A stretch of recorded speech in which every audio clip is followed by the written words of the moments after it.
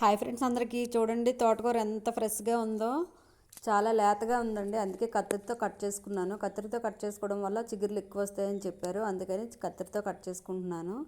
చాలా టేస్ట్గా ఉంటుందండి. ఇది నాటుదనమాట, నాటు తోటకూర, హైబ్రిడ్ కాదు. తోటకూర పెంచుకోవడం చాలా ఈజీ అండి. కుండీలో అయితే మట్టుగా చాలా బాగా వస్తుంది. గోంగూర, తోటకూర, పాలకూర, చుక్కకూర, మెంతికూర ఇలాంటివన్నీ కుండీలో పెంచుకుంటే చాలా బాగా వస్తాయండి.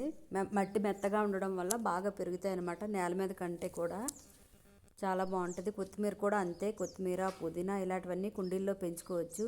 మన దగ్గర ఆకుకూరలు ఉన్నాయనుకోండి, కూరగాయలు ఉన్నట్లే. ఇంకా అలాగే 2 పచ్చిమిరపకాయ మొక్కలు, 2 వంకాయ మొక్కలు ఇలా వేసుకున్నామంటే మనం అసలు బయట కూరగాయలు కొనాల్సిన పనే ఉండదు. అన్ని మొక్కలు కూడా కుండీలో పెంచుకోవచ్చు. బెండకాయలు కూడా కుండీలో పెంచుకోవచ్చు.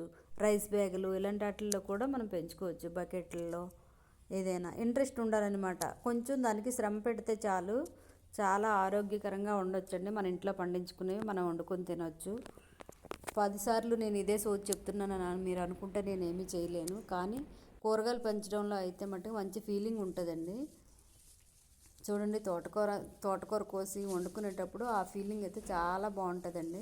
మీరు కూడా మీకు వీలైతే 2 కుండీల్లో మొక్కలు పెంచుకొని ట్రై చేయండి. ఇదిగోండి, ఇంత అయింది, ఇంకా ఉంది కూడా. చాలా బాగుంది కదా ఫ్రెండ్స్.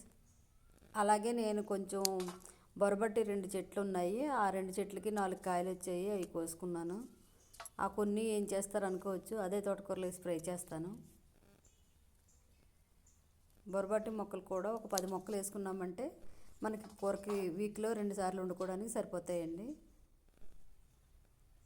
కొన్ని పచ్చిమిరపకాయలు కోసుకుంటున్నాను. ఇంట్లో పచ్చిమిరపకాయలు అయిపోయి, ఎందుకంటే తక్కువే కోసుకుంటున్నాను నేను.